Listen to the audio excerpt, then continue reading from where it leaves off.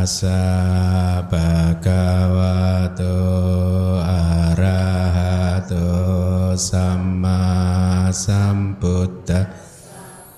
Namo tassa bhagavato arahato samma sambuddhassa. Namo tassa bhagavato arahato samma sambuddhassa. Baik, kita lanjutkan pelajaran kita. Anda yang memakai kaos biru kecapean ya. Begitulah samsara. Ya, Anda semua sudah mengalami kecapean seperti itu sejak awal samsara. Ya, karena ada gathering dari jam berapa tadi? 10:30 mungkin udah pada kumpul ya. Baik, nggak apa-apa, wirianya tambah kuat. Sebelum saya mulai, saya ingin sampaikan di YouTube itu ada satu komentar yang menyarankan mengenai tentang istilah dasaka gitu. Beliau menyarankan dasaka sebagai kelompok 10. Waktu itu kan kita memperkenalkan istilah baru kesepuluhan gitu ya. Tetapi dengan tidak mengurangi rasa hormat dan berterima kasih ya atas sarannya, saya sampaikan bahwa istilah tersebut tidak tepat. Ya, itu saya tahu itu tidak tepat, tidak menunjukkan makna dari kata Pali aslinya dasaka itu. Jadi saya mencoba untuk melihat di KBBI ya, Kamus Besar Bahasa Indonesia, arti kelompok kan beliau menyarankan kelompok 10 ya, ternyata kelompok itu artinya bisa satu kumpulan dalam tanda kurung tentang orang, jadi kumpulan orang, kumpulan binatang dan sebagainya. Makna kelompok itu, jadi kalau diterjemahkan dasaka sebagai kelompok 10 artinya ini kumpulan 10. Nah, ya toh? Jadi tidak tepat. Kumpulan binatang, kumpulan 10. Nah, kumpulan apa itu? Nanti ada kumpulan 1, kumpulan 2 dan seterusnya. Atau arti kedua dari KBBI, golongan tentang profesi. Ya, misalkan golongan profesi apa? Dokter, aliran, lapisan masyarakat dan sebagainya. Jadi ada golongan dokter. Berarti di sini berarti artinya golongan 10. Juga tidak tepat ya. Arti ketiga gugusan tentang bintang, gugus bintang, pulau dan sebagainya juga tidak tepat kan ya. Kemudian yang keempat, makna di KBBI antar kumpulan manusia yang merupakan kesatuan beridentitas dengan adat istiadat dan sistem norma yang mengatur pola-pola interaksi antar manusia itu. Jadi kelompok orang, misalkan kelompok orang dari Sumatera, dari Kalimantan dan sebagainya. Jadi kalau kita sebut kelompok 10 jadi tidak tepat, jadi juga kelompok apalagi kumpulan dari 10 gitu ya. Jadi arti dasaka itu sebenarnya dasa itu memang 10, tapi ka itu secara tata bahasa dasa plus ka. Ka itu apa? Akhiran ya. Ka itu. Dasa plus ka. Jadi dasaka. 10 ditambah akhiran ka menjadi sesuatu yang jumlahnya atau sebanyak 10 gitu. Ya, sesuatu atau bisa dengan kata sesuatu yang mempunyai komponen pembentuknya 10 macam gitu. Sehingga kalau disebut sebagai kelompok 10, kelompok 8, kelompok 9 enggak tepat. Yang benar adalah saya buka di KBBI, kesebelasan itu artinya regu sepak bola yang terdiri atas 11 orang. Nah, ini agak tepat nih. Hah? Regu yang isinya terdiri dari 11 orang. Nah, itu arti dari kata Pali dasaka itu satu regu yang isinya 10. Ya. Makanya ini usulan Aling sebenarnya sih. Katanya jadi mengadopsi kesebelasan lalu diadopsi menjadi kesepuluhan. Saya rasa makna itu untuk sementara tepat ya.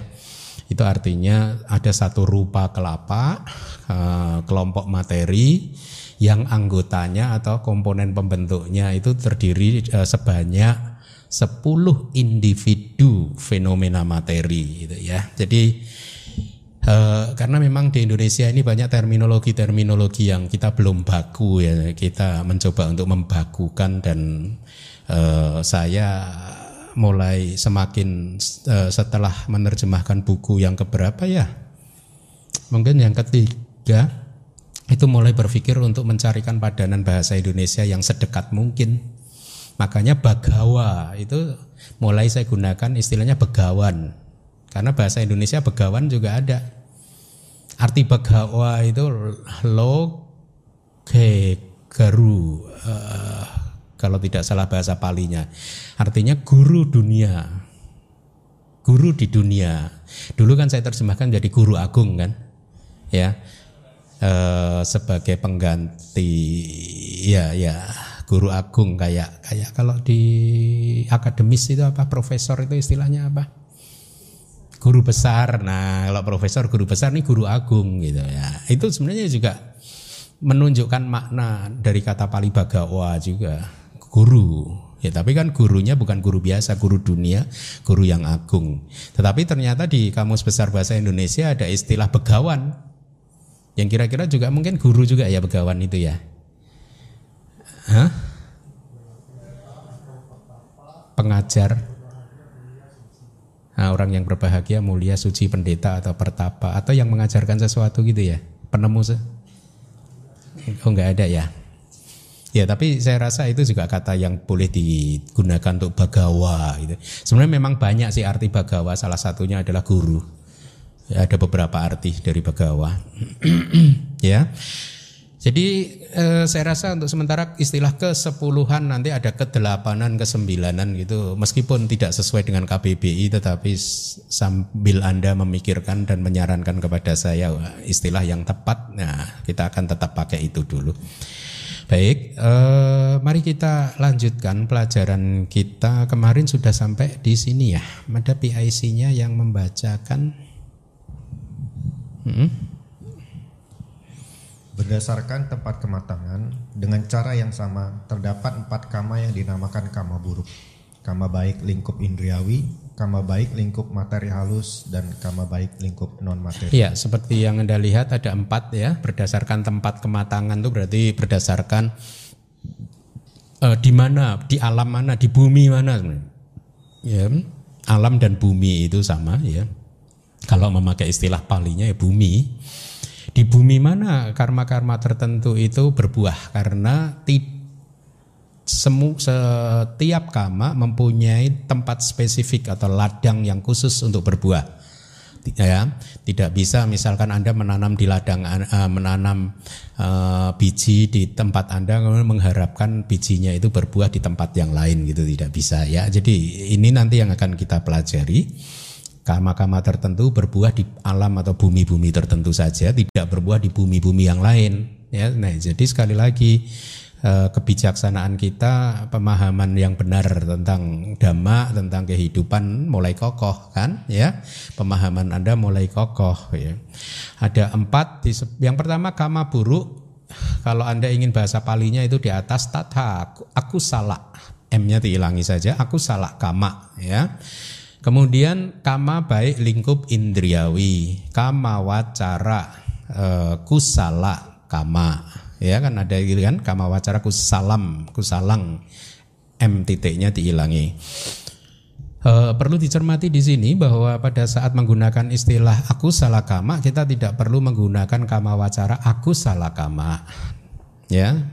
Tidak perlu. Kenapa? Karena semua aku salah kama yang tidak baik, kama buruk itu semuanya adalah kama wacara. Ya, semuanya adalah lingkup indriawi, tidak ada kama buruk lingkup materi halus. Tidak ada kama buruk lingkup non materi, tidak ada. Artinya tidak ada karma buruk yang berbuahnya nanti di alam Brahma, materi halus ataupun non materi. Tetapi berkaitan dengan kama yang baik, kita harus menspesifikasi lebih spesifik. Ya, makanya di sana ada kama wacara kusala kama, ada rupa wacara kusala kama, ada arupa wacara kusala kama bahasa Palinya, ya. Karena harus spesifik. Kusala kama yang mana? Kama baik yang mana? Oh, kama baik yang lingkup indriawi. Ya. Kama baik yang lingkup non materi atau kama baik yang lingkup materi halus. Jadi di situ namanya kemudian di insert lebih spesifik kama wacara, rupa wacara atau arupa wacara. Anda ingat nggak pelajaran bab pertama tentang ahetuka cita? Di ahetuka cita itu di kelompok yang pertama kita menyebutnya apa? Aku salawipaka ahetuka cita. Kalau yang kelompok kedua? Oh ya, sorry. Yang pertama adalah aku salawipaka cita. Ya, benar. Tanpa ahetuka. Betul. Kenapa? Tidak perlu ditambahkan tanpa akar karena semua resultan yang tidak baik itu adalah tanpa akar. Baru yang kedua disebutkan kusalawipaka ahetuka cita. Kenapa harus disebutkan yang ahetuka cita? Karena nanti ada lagi kusala cita yang rupa wacara. Itu ada yang arupa wacara, ada yang maha kusala gitu. Jadi makanya harus spesifik ditambahkan gitu.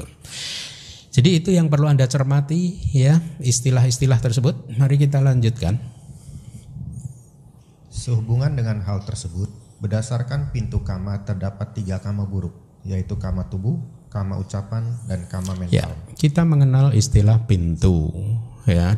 Bahasa Palinya tetap sama dengan apa yang kita pelajari di bab ketiga yaitu dwara, tetapi pintu yang kita pelajari di bab ketiga dan pintu di dalam bab kelima, pintu kama dan pintu-pintu indria itu berbeda ya. Jadi meskipun menggunakan istilah yang sama tetapi kedua pintu ini berbeda.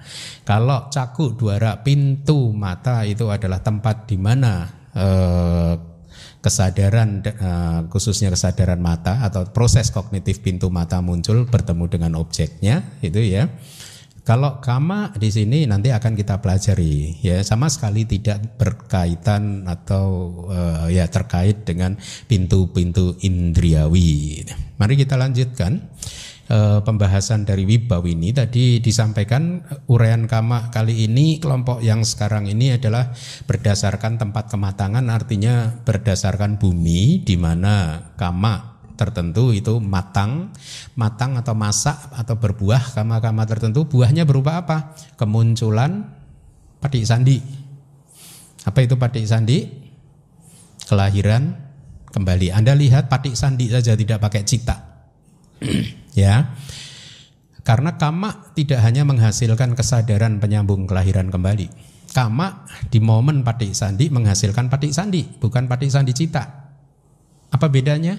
Kalau patik sandi cita itu adalah kesadaran penyambung kelahiran kembali, meskipun juga plus cetasikanya kan. Tetapi di sini hanya patik sandi, penyambung kelahiran kembali. Karma satu kama kalau berbuah membuahkan patik sandi, dia membuahkan 3 komponen. 1, patik sandi cita, kesadaran penyambung kelahiran kembali.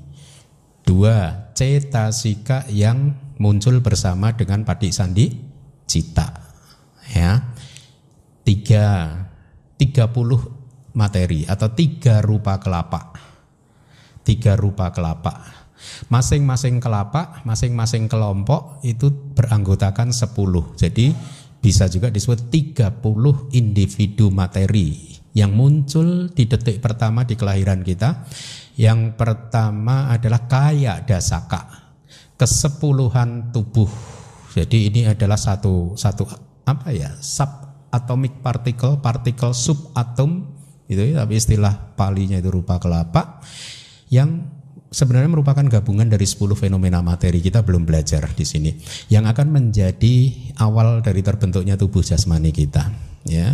Kemudian yang kedua adalah bawa dasaka atau kesepuluhan jenis kelamin itu yang menentukan jenis kelamin kita itu bahkan di detik pertama sudah ada. Kemudian watu dasaka atau kesepuluhan hati jantung ya. Jadi kalau kadang kita harus hati-hati kalau menggunakan istilah patik sandi, bukan patik sandi cita. Di momen patik sandi itu artinya adalah kemunculan 3 dhamma tadi, yaitu patik sandi cita, cetasika yang terkait, dan juga 3 rupa kelapa atau 30 individu materi, ya. Nah, sekarang pertanyaan saya, karena ini kan berdasarkan tempat kematangan. Akusala kama itu kalau membuahkan patik sandi di mana?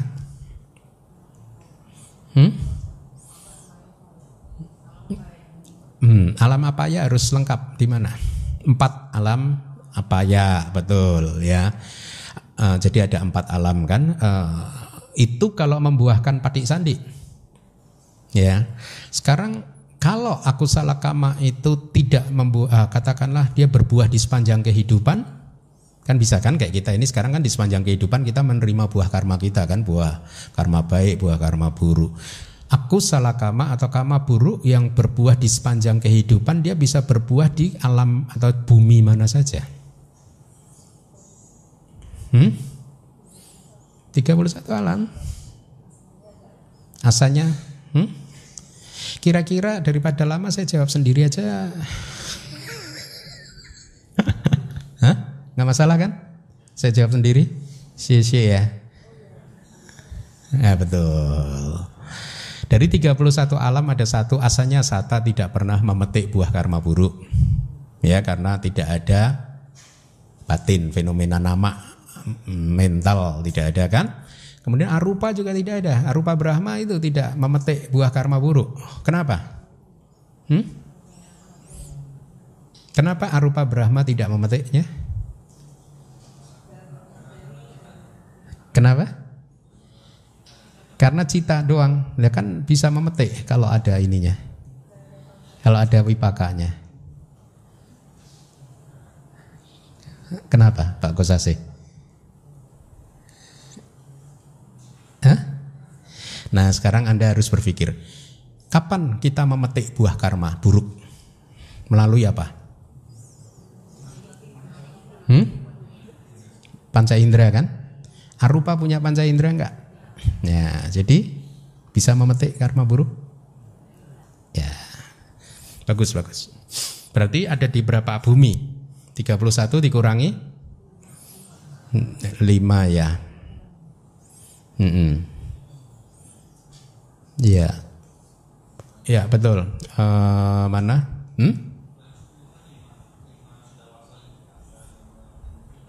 Mengalami dong. Anagami kan masih mempunyai akusala cita, masih mengalami di samping akusala cita dia kan juga masih mempunyai tubuh jasmani, masih memetik buah karma melalui pintu mata dan pintu telinga.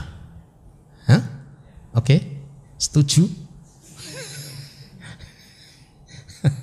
Ya, oke. Kita tadi mengenal 3 pintu, yaitu pintu tubuh, pintu ucapan, dan pintu mental. Berarti kita mengenal 3 jenis kama berdasarkan pintunya: kama tubuh, kama ucapan, dan kama mental ya, atau kama yang melalui pikiran. Kama tubuh adalah kama yang berlangsung di pintu tubuh, kama ucapan yang berlangsung di pintu ucapan, kama mental adalah kama yang berlangsung di pintu mental atau batin atau pikiran kadang ya, tapi saya lebih suka mental sih sebenarnya istilahnya. Mari kita lanjutkan. Silakan dibaca. Bagaimana pembunuhan makhluk hidup, pencurian, dan perzinahan dinamakan kama tubuh dengan model kemunculan biasanya melalui pintu tubuh yang disebut sebagai isyarat tubuh. Nah, sekarang kita mulai berkenalan pintu tubuh itu apa. Ya, pintu tubuh itu isyarat tubuh. Ya, kayak winyati itu bahasa Palinya. Anda belum belajar bab ke-6 enggak apa-apa, tetapi nanti akan saya jelaskan isyarat tubuh itu apa ya. Jadi karma itu kan memang kehendak, tapi kehendak itu kan harus disalurkan kan, baik melalui salah satu dari 3 pintu. Nah, pintu tubuh adalah isyarat tubuh.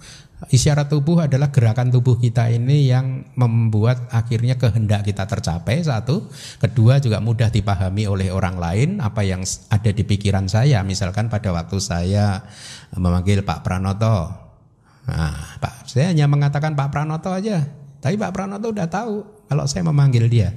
Nah ini isyarat tubuh. Isyarat ucapan apa ya, kata-kata saya ini isyarat ucapan. Ya nanti kita akan pelajari di bab ke-6 akan kita pelajari lebih detail lagi. Nah saya ingin Anda mulai menghafalkan istilah-istilah palinya. Pembunuhan makhluk hidup itu panati pata, ya O-nya ganti a, panati pata. Kemudian pencurian adinadana, ya M-nya dihilangi. Perzinahan kamesumicacara, kama, ya ditambahkan kama juga bisa. Ketiga kama tersebut melalui pintu tubuh, dan Anda lihat itu saya beri garis miring italik bukan garis miring. Biasanya Anda harus cermati kata biasanya. Jadi karma pembunuhan makhluk hidup, pencurian dan perzinahan biasanya melalui pintu tubuh, ya artinya kadang bisa melalui pintu yang lain. Ya, misalkan seorang raja kalau di teks kita memberi perintah kepada algojonya ya untuk membunuh, ya dia juga akhirnya melakukan kama pembunuhan, tetapi dia memerintahkannya dengan isyarat ucapan, pintu ucapan, misalkan, hei penjagal, penjahat itu tolong ditidurkan dengan nyenyak. Ya, penjagalnya tahu kalau disuruh mengeksekusi. Jadi pembunuhan dilakukan oleh raja melalui isyarat ucapan atau pintu ucapan. Nah, itulah mengapa biasanya melalui pintu tubuh. Ya, itu poin yang harus juga Anda pahami. Selanjutnya, perkataan tidak benar, ucapan fitnah, ucapan kasar dan omong kosong dinamakan kama ucapan. Dengan model kemunculan biasanya melalui pintu ucapan yang juga dikenal sebagai isyarat ucapan. Ada kata biasanya juga ya. Bahasa palinya mari itu ada di atas musawada. Perkataan tidak benar. Ucapan fitnah adalah pisuna waca. Ya. Ucapan fitnah. Ucapan fitnah ya. Ucapan kasar parusa waca. Omong kosong sampap, ada P-nya double kan, sampap pelapa, harusnya itu sampak plus pelapa ya. Tapi aturan tata bahasa jadi P-nya double ya. Sampap pelapa, omong kosong ya, harap dihafalkan kata-kata palinya. Mari kita lihat penjelasan dari Wibawa ini. Pembunuhan makhluk hidup itu ini hanya definisi, kitab-kitab kita sering begitu ya untuk mendefinisikan terminologi, tapi tidak begitu ini buat Anda mungkin tidak harus menghafal, tapi pemahamannya saja. Artinya pembunuhan makhluk hidup tidak memberikan makhluk untuk jatuh. Jatuh itu sebenarnya kata lain dari meninggal secara lembut gitu ya. Cawati bahasa palinya gitu. Atau menjatuhkannya dengan kasar, membunuhnya dengan kekuatan dengan kasar gitu. Ya, Wibawa ini juga menjelaskan bahwa di sini digunakan istilah makhluk hidup. Makhluk hidup itu kan bukan para mata dhamma kan? Makhluk hidup itu kan wohara. Wohara itu apa? Ungkapan istilah sehari-hari itu ya. Karena sesungguhnya tidak ada makhluk hidup. Ini istilah makhluk hidup hanyalah samuti saja, kebenaran apa yang merupakan kebenaran konvensional atau konsep ya. Sesungguhnya kalau kita bicara pembunuhan makhluk hidup atau seseorang itu atau makhluk itu mati, itu adalah pada saat jiwitindriyanya sudah berhenti, tidak berproses. Cetasika jiwitindriya. Ada kan? Ya. Pada saat cetasika jiwitindriyanya sudah tidak berproses lagi, maka seorang atau makhluk dikatakan meninggal dunia. Kemudian pengambilan sesuatu yang tidak diberikan atau pencurian, pengambilan sesuatu yang tidak diberikan oleh tubuh dan ucapan dari pemiliknya.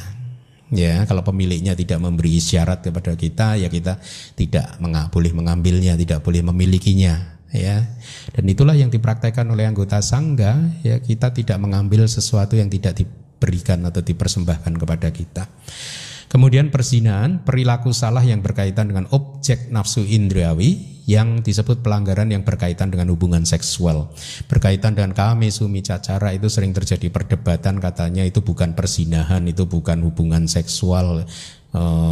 Itu adalah perilaku tubuh yang menikmati objek-objek panca indera. Jadi tidak hanya harus hubungan seksual, tapi itu salah. Ya, kame sumicacara itu perilaku tubuh yang menikmati kenikmatan indriawi, khususnya adalah hubungan seksual. Ya. Nah, di buku Kama yang ini saya sudah mencantumkan syarat-syarat sebuah kama itu untuk bisa disebut kama penuh atau jalan kama, dia harus memenuhi syarat-syaratnya. Ya, nanti kita akan pelajari. Kita sekarang lanjutkan dulu. Melalui pintu tubuh yang disebut sebagai isyarat tubuh, pintu kama yang disebut pintu tubuh itu karena menjadi pintu untuk terjadinya kama dan menjadi tubuh.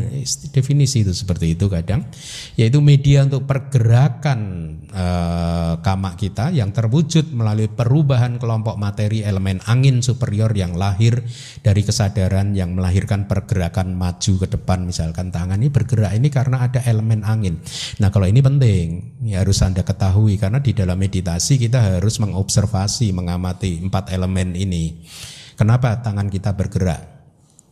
Ya, karena ada rupa kelapa yang lahir dari pikiran saya. Ya, pada saat pikiran saya menginginkan tangan saya bergerak, maka pikiran ini melahirkan rupa kelapa tertentu. Ya, di dalam rupa kelapa itu ada yang disebut 4 elemen. Ya. Pada saat terjadi pergerakan, maka dari 4 elemen ini, elemen angin ini superior, dibantu oleh elemen api. Ya, jadi 2 elemen ini, elemen angin dan elemen api itu superior, yang membuat akhirnya tangan saya bisa bergerak. Ya, kemudian 2 elemen yang lain yaitu elemen tanah dan elemen air itu inferior. Ya, artinya inferior itu berarti boleh dikatakan tidak berfungsi gitu. Pada saat itu dia kalah dengan elemen angin dan elemen api. Jadi kombinasi antara elemen angin dan elemen api ini membuatkan kita bergerak terus. Nanti elemen api itu di setiap kemunculannya dia juga memproduksi lagi apa yang rupa kelapa lagi. Jadi akhirnya terjadilah pergerakan ini. Berbeda kejadiannya pada saat katakanlah Anda menapakkan kaki Anda melangkahkan kaki. Pada saat menapakkan kaki Anda menempel di lantai, pada saat itu 2 elemen yang superior adalah elemen tanah dan elemen air.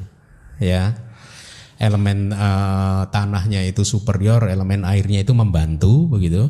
Kemudian 2 elemen yang berikutnya yaitu elemen api dan elemen angin itu jadi inferior. Gitu. Ya, nah hal-hal seperti ini diamati di dalam meditasi.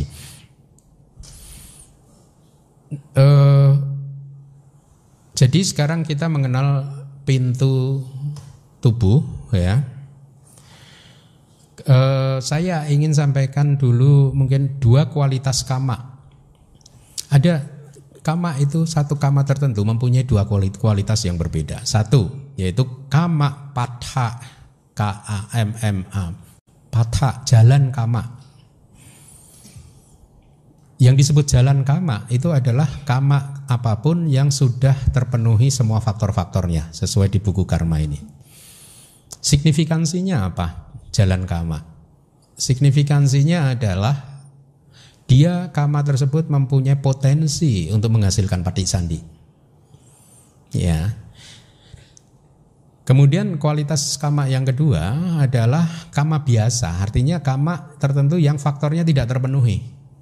Jadi misalkan ada seseorang ingin membunuh, ya, melakukan karma pembunuhan makhluk hidup, itu kan ada di buku ada 5 syarat kan. Syarat pertama itu ada makhluk hidup, kedua kita paham, kita tahu ini adalah makhluk hidup, kedua ada pikiran untuk membunuh, ya, seseorang tersebut memenuhi syaratnya, keempat dia melakukan usaha untuk membunuh tapi hasilnya makhluknya tidak mati. Berarti ada 1 syarat tidak terpenuhi kan, maka dia bukan merupakan karma membunuh, ya. Tapi pikiran untuk membunuh sudah ada, meskipun tidak lengkap akhirnya hasilnya. Jadi ini bukan kama pada, bukan jalan kama, tidak mempunyai kekuatan untuk memunculkan paticandi, tetapi kama ini akan berbuah di sepanjang kehidupan. Jadi ada 2 momen di mana kama berbuah, 1 paticandi, 2 pawati, istilah Palinya kan. Pawati itu bahasa Pali, bahasa Indonesianya kejadian. ya, atau aliran, mengalir, kejadian di dalam kehidupan kita sehari-hari, ya. Itu yang saya harap Anda juga pahami. Jadi buah kama berbuah di dua tempat. Satu apa? Petik sandi. Dua bagus, ya. Mari kita lanjutkan.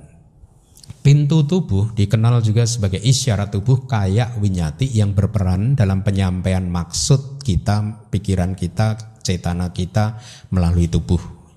Lebih jauh lagi, isyarat tersebut dilahirkan melalui kemunculan kesadaran yang menyertai beberapa kama. Dengan alasan-alasan inilah, maka kama-kama tersebut disebut sebagai kama tubuh. Ya, dengan kata lain, tadi saya katakan ya bahwa pergerakan tangan itu muncul dari pikiran. Ada rupa samudhana. Ada materi-materi yang lahir dari pikiran, ada yang lahir dari kama, ada yang lahir dari temperatur, ada yang muncul atau lahir dari sari makanan. Ya, jadi pikiran kita pun membentuk sel pergerakan atom atau subatomic particle, ya. Kita lanjutkan. Walaupun seseorang memberikan perintah lisan, tadi sudah saya sampaikan ya, kepada orang lain untuk membunuh, maka kama pembunuhan tetap dianggap sebagai kama tubuh ya. Jadi kama tubuh yang terjadi melalui pintu ucapan. Demikian juga ketika seseorang berbohong dengan menggunakan gerakan tubuh, bisa kan? Ya, bisa nggak berbohong dengan menggunakan gerakan tubuh? Bisa kan? Maka kama ucapan terjadi melalui pintu tubuh. Dalam dua hal ini pintu tidak bisa digunakan untuk menentukan kama, tetapi tadi ya artinya meskipun dia berbohong melalui gerakan tubuh tetapi dianggap tetap saja itu adalah kama ucapan, ya.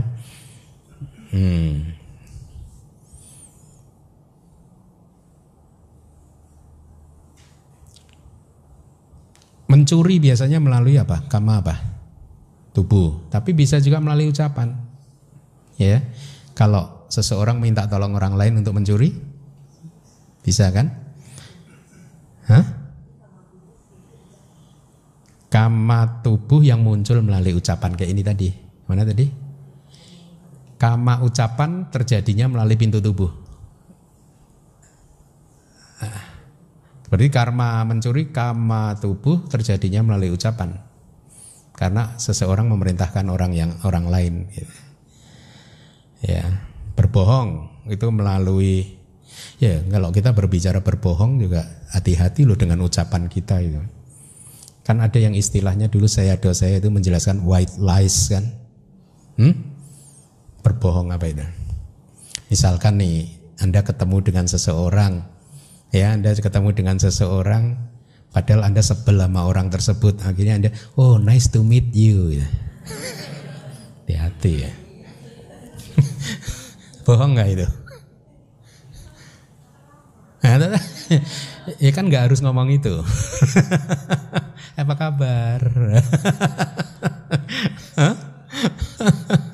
Paham nggak? Seneng lu jumpa sama kamu. Gitu.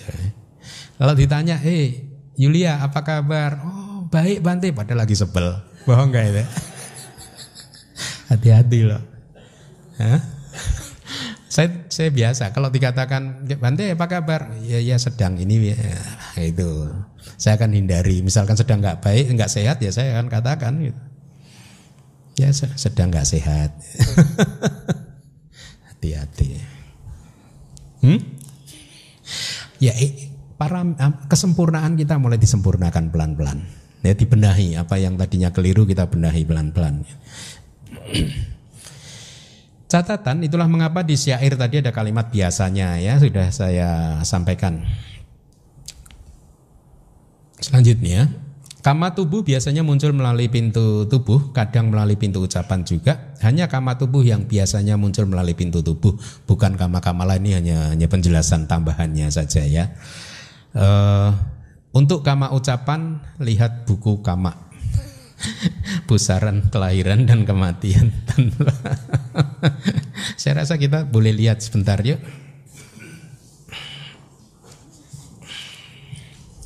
Saya hanya ingin perkenalkan kepada Anda supaya Anda sudah mulai bisa mengelola kehidupan dengan baik karena sudah mulai banyak pengetahuannya kan. Jadi tidak banyak melakukan kesalahan lagi. Halaman 234. Lihat itu karma pembunuhan makhluk hidup ada 5 faktor kan ya. Nah, jadi sekarang Anda tahu itu 5 faktornya. Kalau terpenuhi dia menjadi jalan kama. Kalau tidak dia, kalau sebagai kama dia akan berbuah di sepanjang kehidupan gitu.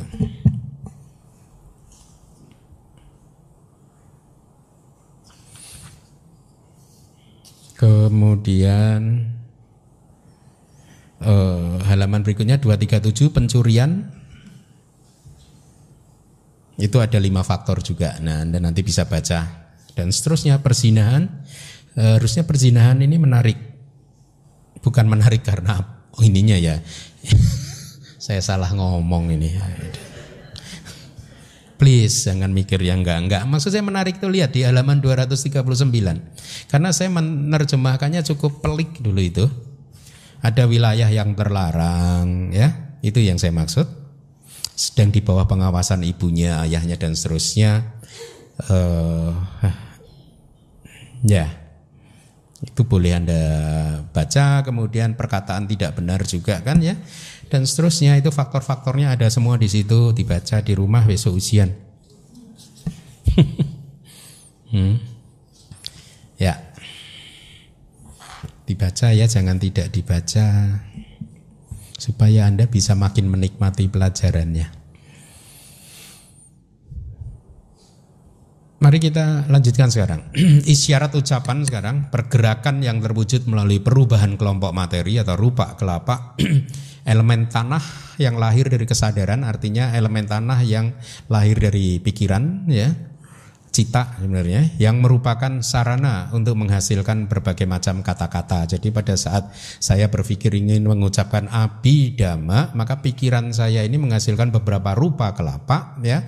Kemudian terjadi banyak rupa kelapa. Dari antara rupa kelapa itu ada 4 elemen. Kemudian elemen tanah itu yang dominan ya. Dia saling bergesekan sedemikian rupa, terjadi difusi menyebar ke berbagai tubuh, terjadi gesekan. Kalau pengetahuan modern di sini ya akhirnya bisa terucap abhidhamma.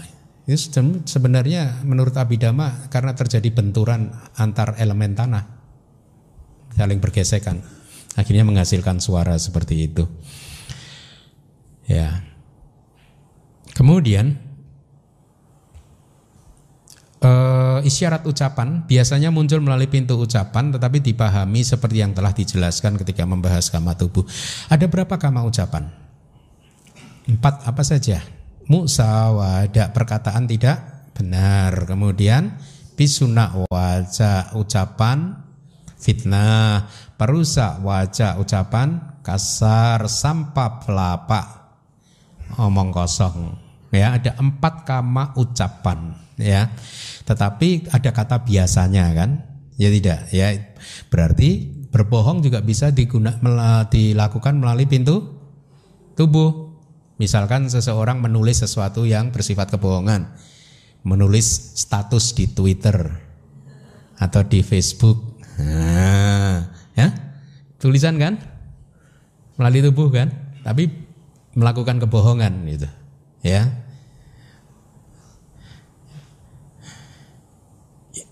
Atau, nah ini kalau dulu saya ada di Myanmar mengatakan, kalau seseorang ingin menakut-nakuti orang lain, ya, menakut-nakuti orang lain dengan dia hanya ingin menakut-nakuti, tidak ingin dengan seolah-olah dia mau melempar batu kepada orang lain itu. Padahal dalam hatinya dia tidak ingin melempar batu, dia hanya ingin menakut-nakuti saya, saya lempar loh, gitu. Ya kata saya, aduh ini bohong loh ya. Kata. Sekarang paham ya kenapa kita masih di samsara ya? Ya enggak? Karena banyak yang kita enggak tahu kan.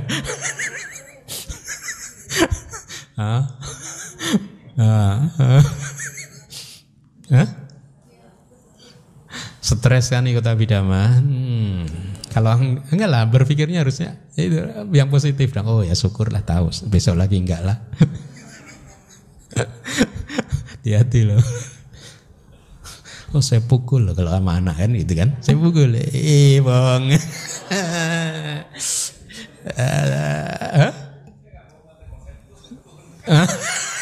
Wah itu malah lebih parah.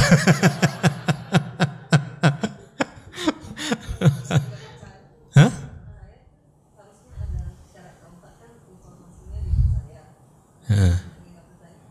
Kalau anaknya, lah ya berarti bukan kamapata.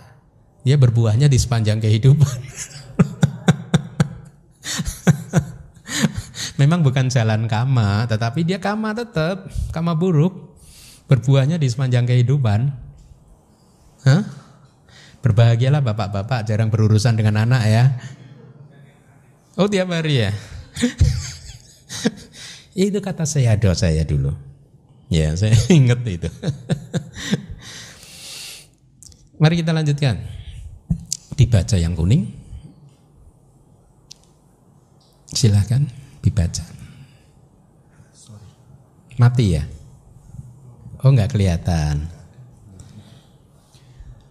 Dambaan, niat jahat, dan pandangan salah dinamakan kama mental dengan model kemunculan biasanya hanya di batin tanpa isyarat tubuh dan ucapan. Nah, ini hanya di batin saja, hanya di pikiran saja, tanpa isyarat tubuh maupun isyarat ucapan. Ada 3. Berarti tadi kama melalui tubuh ada berapa? 3. Kama melalui ucapan ada 4, kama mental 3, 4, 3, 10 kan.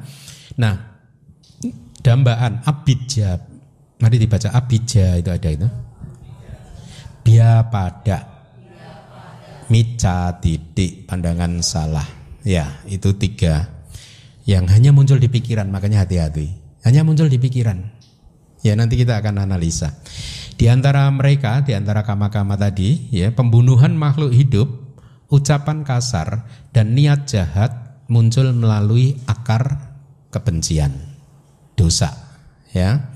Kemudian dambaan, merenung atau mengincar ke arah keberhasilan orang lain, memikirkannya dengan keserakahan, ya. Ini sebenarnya gini, ada orang lain mempunyai barang, kemudian kita menginginkannya dan mengharapkan barang itu jadi milik kita. Ini pernah nggak begitu? Pernah ya? Ya, selamat. Niat jahat, ya, oleh karena pikiran jahat seseorang menyakiti kebaikan dan kebahagiaan. Nanti kita akan lihat di buku Kama ini ada faktor-faktornya. Kemudian pandangan salah, yaitu melihat secara keliru dari sudut pandang yang terbalik. Harusnya tidak kekal kita anggap kekal, harusnya penuh dengan kesulitan penderitaan kita anggap kebahagiaan dan seterusnya. Dari sudut pandang yang terbalik. Sehubungan dengan hal tersebut tergiur terhadap harta benda orang lain dengan berpikir, oh seandainya saja ini adalah milikku, ya akan menjadi jalan kama hanya, ya, lihat, ketika harta benda orang lain tersebut dibelokkan menjadi miliknya di dalam pikirannya saja. Ya. Niat jahat demikian, seandainya saja makhluk ini binasa, itu adalah niat jahat. Pernah enggak yang begitu? Malu. Oh, mudah-mudahan bisnisnya hancur. Nah, sama aja. Itu udah jalan kama itu. Ya. Dambaan itu cetasika apa? Loba, bagus. Niat jahat cetasika apa? Dosa. Pandangan salah? Tidik, ya tidik, bagus. Ya. Abijja ini juga mempunyai istilah lain. Dambaan. Sering di teks kita diberi istilah wisama loba. Wisama, V-I-S-A-M-A. Wisama. Wisama itu apa? Unjust, tidak pantas, gitu. Atau aneh. Jadi keserakahan yang aneh, hanya muncul di pikiran kok. Atau keserakahan yang tidak pantas. Ya, jadi itu istilah itu cukup terkenal, di teks sering dipakai. Wisama loba. keserakahan yang tidak pantas atau keserakahan yang aneh. Ya. Pandangan salah, melihat secara keliru, secara terbalik, seperti tidak ada buah dari yang didanakan. Gitu. Ada loh, saya pernah bertemu dengan seseorang yang mengatakan gitu. Berdana kalau begini-begini ya nanti tidak ada buah. No, nggak ada. Tidak ada ceritanya berdana yang tidak bisa menghasilkan. By nature berdana itu bisa menghasilkan buah. Ya, makanya ada kata-kata Buddha di sutta itu dayako cak aniphala. Artinya dayaka, seorang dayaka tidak pernah tanpa buah.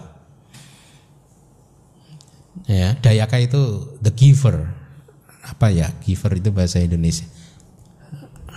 Pemberi, ya, seseorang yang memberi, seseorang yang berdana, ya, yang suka berdana. Dayako cak anipalo. Seorang dayaka tidak pernah tanpa buah. Jadi berdana itu apapun itu tetap baik, harus dilakukan, ya. Mari kita lanjutkan. Akan tetapi di sini terdapat perbedaan jalan kama yang muncul, apakah berdasarkan pada pandangan salah tentang nihilisme, pandangan salah tentang tanpa sebab, dan pandangan salah tentang tanpa perbuatan. Nah, ini ada 3 pandangan salah yang saya harap Anda hafalkan. Natika titik, natika itu nothing, sesuatu yang tidak ada apa-apanya. Ya, titik adalah pandangan salah. Arti dari kata didik itu pandangan, tetapi dalam konteks ini dianggap sebagai pandangan salah tentang nothing, nothingness, ketiadaan apapun. Itu tentang nihilisme. Ya.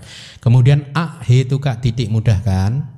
Didik pandangan salah, a itu tanpa hetu, ya, yang tidak mempunyai akar, gitu kira-kira begitu, ya. A kiriya titik berarti pandangan salah kiriya, a kiriya tanpa kiriya, tanpa perbuatan, ya. Maksudnya apa itu istilah-istilah ini? Natika didik itu adalah pandangan salah yang dianut oleh seseorang bahwa setelah kehidupan ini sudah tidak ada lagi kehidupan lagi, ya. Dengan demikian dia tidak mempercayai bahwa semua perbuatan kama melalui tubuh, ucapan dan pikiran itu mempunyai konsekuensi. Ya, bisa berbuah. Ya, menurut dia tidak ada, karena setelah kehidupan ini sudah tidak ada lagi gitu. Ya, ada saja orang yang percaya seperti itu, yang berkata bahwa kehidupan ini ya hanya aktivitas otak. Pada saat mati otak sudah tidak beraktivitas lagi, berarti sudah tidak ada lagi kehidupan. Ada orang yang percaya seperti itu. Hati-hati, pandangan seperti ini disebut natika didik. Pandangan salah yang merupakan karma buruk yang kalau berbuah bisa membuat dia seseorang terlahir di salah satu dari 4 apa ya. Kenapa bisa seperti itu? Hanya percaya. Bukan masalah percayanya, tetapi kan kepercayaan seperti ini akhirnya terekspresikan melalui perbuatan sehari-hari kan. Kalau dia menganggap bahwa perbuatan atau karma ini tidak akan berbuah, maka dia akan hidup dengan cara yang tidak penuh pengendalian, bisa melakukan pelanggaran moral ini, pelanggaran moral itu, ya, melakukan kejahatan ini, kejahatan itu, udah senang-senang hidup hanya sekali. Mari kita mumpung ada duit, nah kita ke misalkan ke diskotik, nah, toh nggak ada efeknya. Nah, itu efek. Kenapa orang yang punya pandangan salah itu bisa membuat dia lahir di 4 alam bawah? Bukan karena dia mempercayai pandangan yang salah, tetapi karena kepercayaannya itu maka dia melakukan sesuatu. Itu yang harus dipahami, ya. Kan ada nanti kata-kata pandangan salah itu adalah pandangan yang seseorang yang tidak mempercayai hukum karma, ya. Kan ada kata-kata gitu. Bukan masalah tidak percaya hukum karmanya, tetapi problemnya adalah pada saat seseorang tidak percaya hukum karma, maka dia hidupnya tidak dikendalikan, tidak bermoral, mabuk, melakukan pelanggaran sila, ya. Dari 5 sila semua, untung hanya 5, kalau 6 ya 6 dilanggar semua. Ya. Nah, kira-kira seperti itu. Kalau ahetuka didik itu bahwa tanpa sebab, itu artinya apa? Tidak ada sebab atau kondisi yang membuat pikiran kita bersih. Tidak ada sebab atau kondisi yang membuat pikiran kita kotor. Pikiran kita bersih dan kotor ya memang ya begitu itu, tanpa sebab dan tanpa kondisi ya. Ya sudah, ini memang nasib gitu. Nasib kita seperti ini gitu ya. Jadi tidak ada sebab yang membuat kita seperti ini gitu. Tidak ada yang menyebabkan kenapa hati saya masih penuh dengan emosi dan lain sebagainya. Yang ketiga, akiriya didik itu adalah pandangan salah tentang tiadanya perbuatan ya. Menurut orang-orang tersebut tidak ada perbuatan, tidak ada apapun, jadi nggak bisa dikatakan perbuatan ini jahat atau tidak jahat ya. Perbuatan apapun tidak akan ada efeknya, tidak ada kama yang menghasilkan buah. Mari kita lanjutkan. Tolong Pak. Oh enggak, ini saya baca aja. Dambaan, niat jahat dan pandangan salah dinamakan kama mental ya, atau kama yang hanya ada di pikiran kita saja tanpa melalui isyarat tubuh dan isyarat ucapan. Dengan model kemunculan biasanya hanya di batin saja ya. Artinya di sini tanpa adanya isyarat tubuh dan ucapan ya, tanpa harus melalui itu. Ketika dambaan, niat jahat, pandangan salah berasosiasi dengan kesadaran yang memproduksi isyarat, maka hendaknya tetap merujuk pada kehendak. Artinya begini, kalau seseorang hanya mendambakan benda atau barang milik orang lain untuk menjadi milik dia, itu dambaan, kalau hanya di pikiran saja. Tetapi kalau kemudian dia memproduksi isyarat tubuh dan barang orang lain tadi diambil, maka itu menjadi karma mencuri.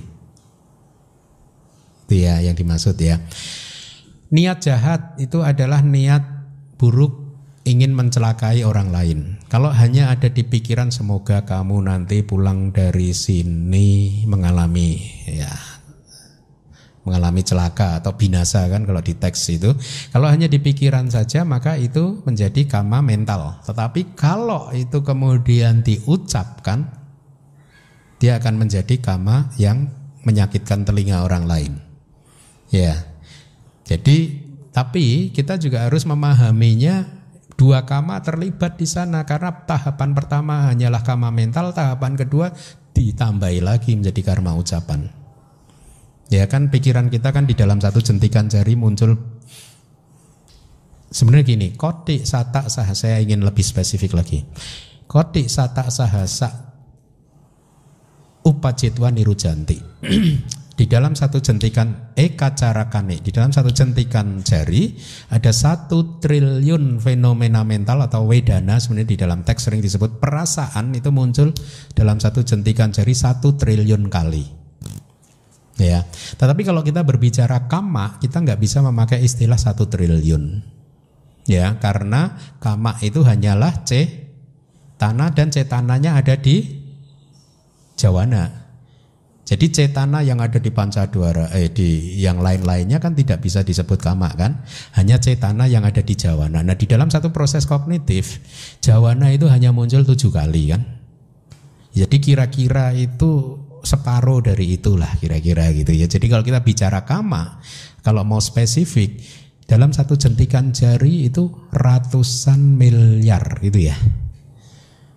Kalau sesuai teks gitu ya, ratusan miliar benih kama tertanam, separuh dari 1 triliun, kira-kira lah itu kira-kira.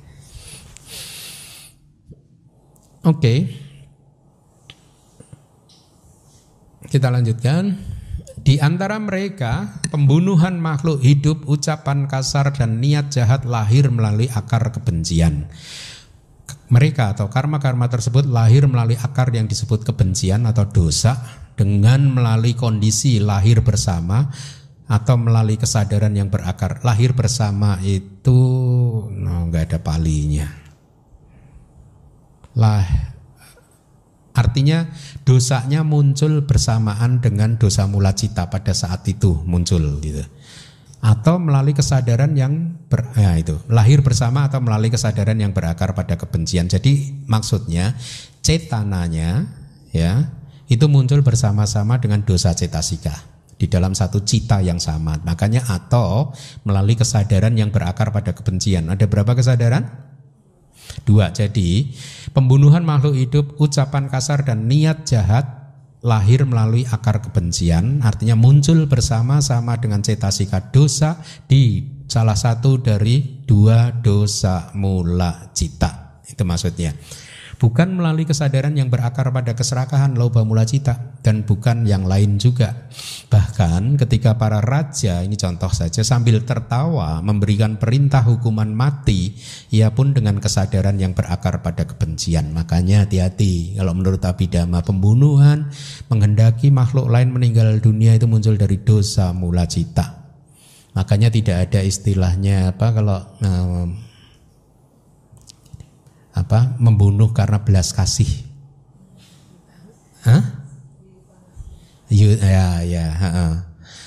Ya, kan sering kan ditanyakan kalau seseorang sudah tidak punya harapan hidup, ya karena sudah di rumah sakit pakai alat-alatan, ini udah nggak bisa dipertahankan lagi.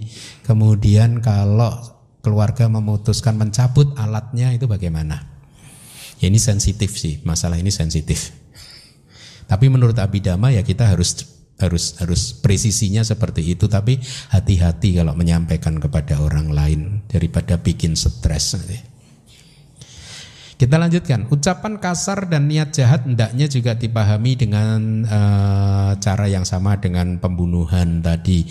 Tetapi kan Anda tahu bahwa pembunuhan, ucapan kasar dan niat jahat meskipun dikatakan muncul dari akar dosa, tetapi kan dosa tidak pernah muncul sendirian kan?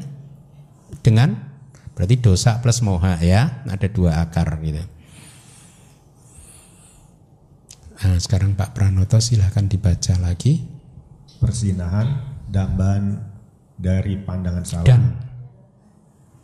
Dambaan. Persinahan, dambaan dan pandangan salah lahir melalui akar keserakahan. Ya, tidak hanya keserakahan tetapi plus moha, karena loba mula cita ada moha juga kan ya.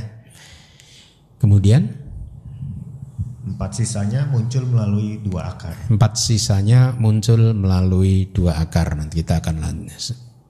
Kemudian selanjutnya berdasarkan kemunculan kesadaran, kama buruk ini secara keseluruhan adalah 12 jenis kesadaran. Yang mana? Akusala cita. Jadi karma buruk dilakukan oleh salah satu dari 12 akusala cita. Ya.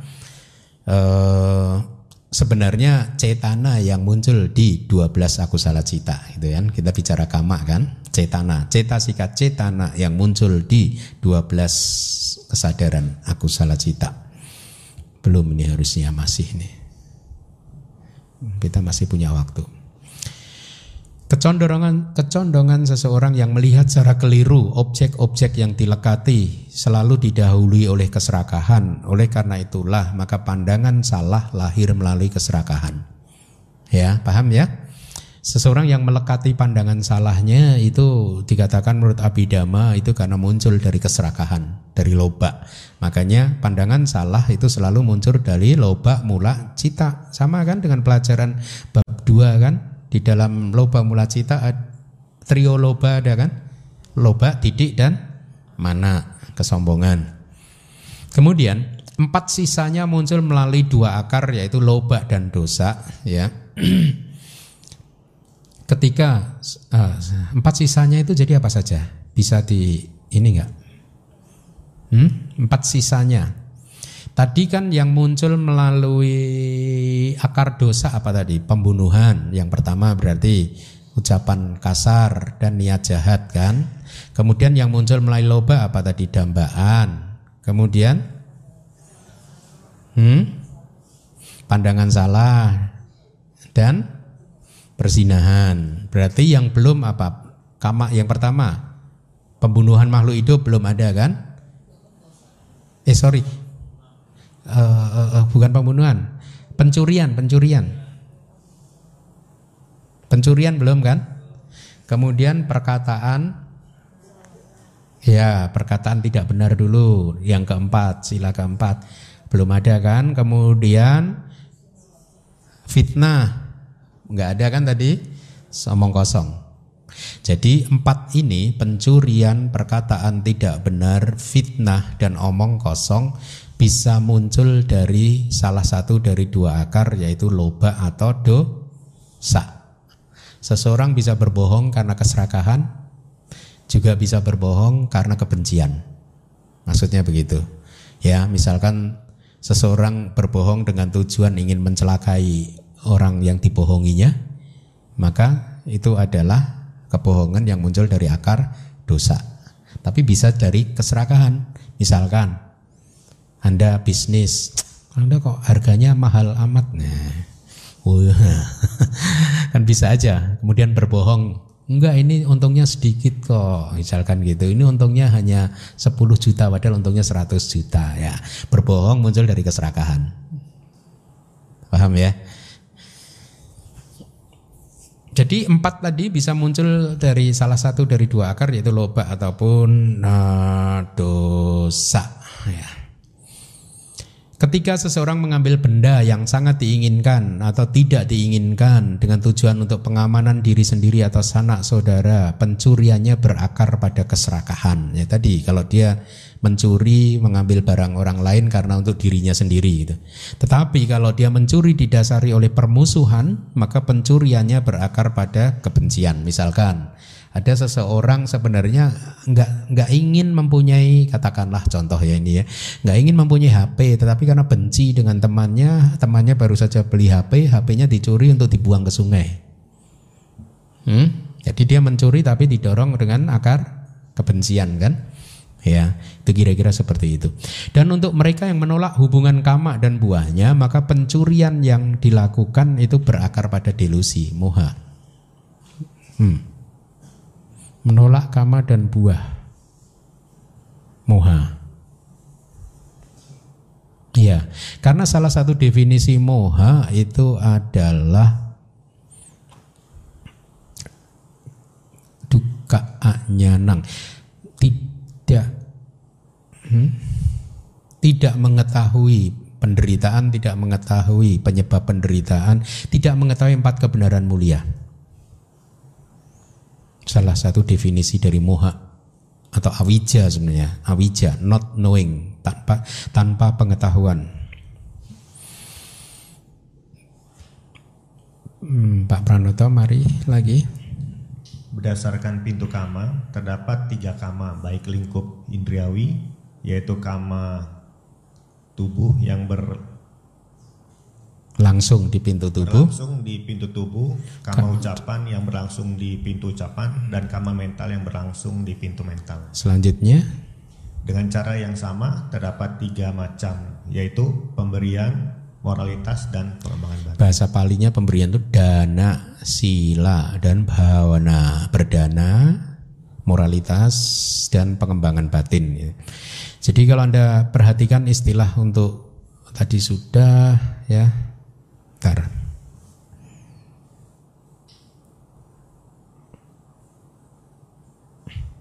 Ya, jadi kita sudah belajar 10 karma buruk tadi yang bisa muncul melalui 3 pintu. Berarti komposisinya pintu tubuh, ucapan, dan pikiran 3-4-3 ya. Pintu karma buruk melalui pintu tubuh ada berapa? 3. Karma buruk melalui ucapan ada 4. Karma buruk melalui mental ada ya 3-4-3. Ya. Nah, berkaitan dengan kama baik lingkup indriawi, kita mengenal 10 kama baik lingkup indriawi. Ya, meskipun di Wibawi Nidika itu tidak disebutkan ya, tetapi para guru memahaminya bahwa ada 10 kama baik lingkup indriawi yang merupakan kebalikan dari kama buruk. Ya, kebalikan dari 10 kama buruk. Berarti menahan diri dari pembunuhan makhluk hidup itu karma. Anda seseorang mau membunuh nyamuk, kemudian ingat ini karma buruk, nggak jadi karma baik. Sudah melakukan karma baik. Ada seseorang mau mencuri barang orang lain, nih barangnya udah, pencurinya lagi ke toilet nih gitu. Ini kalau diambil dia nggak tahu nih, pada waktu mengambil jangan itu karma buruk kan. Menahan diri dari pencurian itu pun sudah karma baik. Ya, jadi kebalikan dari 10 karma buruk artinya menahan diri. Sebenarnya di sini ada harusnya. Di buku karma ada mungkin halaman berapa? 251.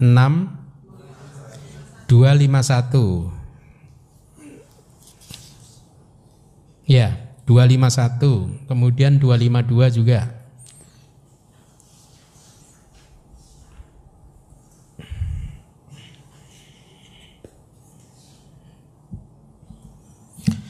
252 saya menguraikan tentang 3 jenis penahanan diri. Ya. Menahan diri untuk tidak melakukan sesuatu yang buruk pada saat ada kesempatan seperti tadi, ya. Atau menahan diri untuk tidak melakukan pelanggaran sila, katakanlah karena baru saja saya tadi mengambil sila, kok mau melanggar. Jadi ini motivasinya untuk menahan diri. Kalau tadi menahan diri meskipun ada kesempatan, dia sedang tidak mempraktekkan sila, dia tidak jadi mencuri. Tetapi kalau seseorang yang tadi siang baru saja mengambil sila dari Bante, kok ini mau mencuri, ya pertimbangannya udah beda kan. Jadi dia menahan diri karena sedang mempraktekkan moralitas. Kemudian yang ketiga adalah penahanan diri samuceda, penghancuran secara sampai ke akar-akarnya. Itu yang terjadi di batin arahat. Jadi seorang arahat sudah tidak mungkin lagi melakukan kejahatan dalam bentuk apapun, karena kilesanya sudah dihancurkan. Ada itu di halaman 253 ya. 25. Anda boleh baca 3 jenis penahanan diri ya. Nah, berkaitan dengan 3 jenis penahanan diri, 3 kama buruk yang pertama itu penahanan diri yang mana? Menahan diri dari pembunuhan, menahan diri dari pencurian, menahan diri dari perzinahan. Itu penahanan diri yang mana? Yang disebut sebagai, kan kita mengenal 3 cetasika wirati kan, apa saja? Sama waca, sama kamanta, sama ajiwa. Bab kedua cetasika ya. Kita mengenal 3 cetasika wirati penahanan diri, yaitu sama waca, ucapan yang benar, sama kamanta, perbuatan yang benar, sama ajiwa, penghidupan yang benar. Nah, berkaitan dengan 3 cetasika penahanan diri ini, 3 kama yang pertama itu cetasika yang mana? Menahan diri dari pembunuhan atau menghindari pembunuhan, pencurian dan perzinahan. Sama manta cetasika atau cetasika sama manta, cetasika perbuatan yang benar. Kemudian 4 yang berikutnya yaitu musawada, pisuna waca, perusak waca, sampah pelapa. 4 kama ucapan ini muncul, menghindari 4 ini itu muncul dari cetasika yang mana? Sama waca ya. Kemudian 3 yang terakhir tidak ada wirati, bukan wirati ya. 3 yang terakhir itu apa? Anabija, berarti anabija, tanpa dambaan. Berarti apa? Kebalikan dari loba. Kemudian kebalikan dari biapada, biapada, berarti dosa. Kemudian kebalikan dari micca titik yaitu sama titik. Berarti apa itu sama titik? Pandangan yang benar. Apa itu? Cetasikanya. Panya, amoha, ya, amoha atau panya, betul. Itulah 10 kama baik yang merupakan kebalikan dari 10 kama buruk. Ya, menahan diri dari 10 kama buruk. Jadi Anda menahan diri saja sudah, itu adalah karma baik. Nah, tetapi karma baik tidak hanya 10 yang merupakan kebalikan dari kama buruk tadi, masih ada lagi 10 yang lain yang disebut 10 kebajikan atau dasa punya. Kiryawatu boleh ya. Watu adalah landasan, kirya adalah perbuatan, punya adalah kebajikan, dasa adalah 10, berarti landasan perbuatan, 10 landasan perbuatan baik ya. Yaitu apa saja? Mama.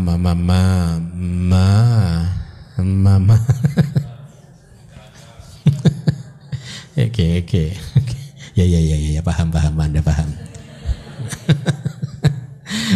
Mari Mari kita lanjutkan sebentar. Dengan cara yang sama terdapat 3 macam, yaitu pemberian, moralitas, dan pengembangan batin. Artinya apa? 10 kebajikan tadi bisa dikelompokkan menjadi 3 kebajikan. Makanya kita sering mendengar dana, sila, bhavana, biku atau para bante sayadaw kalau berceramah mendorong para umat kan begitu. Praktekkanlah dana, sila, bhavana, dana, sila, bhavana, dana, sila, bhavana. Hanya 3. Tetapi itu sebenarnya merupakan ringkasan dari 10 kebajikan. Ada di buku manual Abhidhamma yang itu ada juga. Oh, di buku Kama ada juga. Halaman 259. Ya, halaman 259. Ya. Nanti kita akan kupas itu. Jadi dana, sila, dan bhavana adalah ringkasan dari 10 kebajikan. Saya lanjutkan dulu. Selanjutnya berdasarkan kemunculan kesadaran dari kama baik tadi 10 plus 10 itu munculnya melalui 8 jenis kesadaran, yaitu maha kusala, ya. Kemudian saya ingin Anda hafalkan palinya. Terdapat 10 jenis, yaitu sebagai pemberian. Yuk kita baca. Yang pertama pemberian. Dibaca yuk, pemberian. Bahasa palinya dana. Moralitas, sila. Itu bahasa pali di atas, lihat. Dana, sila, tapi nyambung dia. Bhavana, apacayana, ya. Ikuti saya dulu aja. Dana, pemberian. Sila, moralitas. Bhavana, pengembangan batin. Apacayana, penghormatan. Weawaca, pelayanan. Pati dana, persembahan jasa. Sering pelimpahan jasa ya. Saya berpikir kayaknya bagus persembahan ya. Kalau mau konsisten dengan palinya ya. Kan itu kan pati dana. Itu terdiri dari 2 kata itu. Di buku karma pakai apa? Dedikasi ya. Sama sih, dedikasi dan dana sama sih. Hah? Mempersembahkan kan sama kan? Tapi ini lebih akurat, ternyata ini kata benda. Jadinya persembahan. Kalau mempersembahkan kata kerja. Ya ini saya lama-lama pinter. Padahal dulu waktu SD, SMP, SMA paling gak suka itu tata bahasa ini. Tapi sekarang mau gak mau harus belajar. Karena pati dana, pati plus dana. Dana itu memberikan, pemberian, giving, ya, persembahan, dana. Pati itu kebajikan. Jadi pati dana itu persembahan kebajikan atau dedikasi kebajikan. Sama. Ya, saya rasa ini lebih bagus nih terjemahannya. Kalau mau akurat ya, presisi gitu. Jadi pati itu kebajikan tapi sering jasa ya. Saya dulu waktu pulang itu pertama pulang nggak paham jasa itu apa gitu. Jadi persembahan kebajikan juga bisa atau persembahan jasa. Persembahan jasa ya. Oke. Kemudian yang pati kan tadi kan pati dana, kemudian patanumodana. Ulangi lagi, patanumodana. Ya, ini adalah ungkapan kebahagiaan atas kebajikan yang dilakukan orang lain. Harusnya seperti itu. Jadi ungkapan kebahagiaan atas kebajikan. Ya, pendengaran dhamma. Yuk ikuti saya. Bahasa palinya dhamma sawana. Pembabaran dhamma. Dhamma desana. Usaha meluruskan pandangan. Ditti jukama. Usaha meluruskan pandangan orang lain.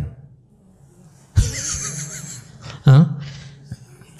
Orang kan sibuk meluruskan pandangan orang lain kan. Makanya saya tambahi diri sendiri. Daripada Anda salah nanti dianggap berarti saya punya tugas meluruskan pandangan orang lain. Itu adalah karma baik loh gitu. Makanya saya tahu kok. Saya tulis meluruskan pandangan sendiri, itu yang disebut karma baik. Meluruskan pandangan orang lain bukan karma baik loh ya. Kadang sih perbuatan baik, kadang itu muncul dari dosa mula juga. Baik, itu ya.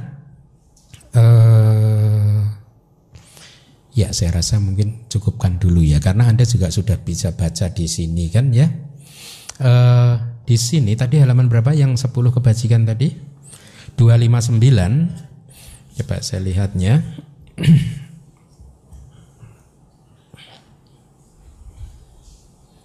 Ada yang saya kupas tentang 3 waktu dari kama enggak?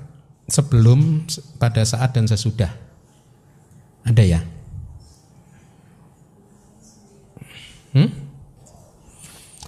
Jadi sebelum berdana, pada saat berdana, dan sesudah berdana.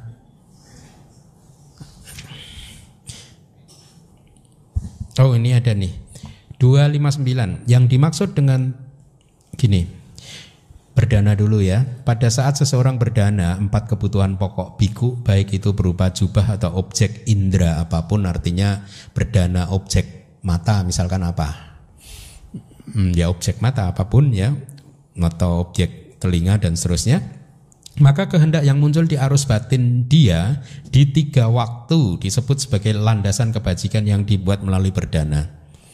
Ya, jadi ada 3 cetana yang harus diperhatikan sebelum berdana, pada saat berdana, dan sesudah berdana pada saat dia merenungkan saya sudah selesai berdana dengan somanasa sahagata cita nyana sampayuta. Sangkarika itu lebih bagus.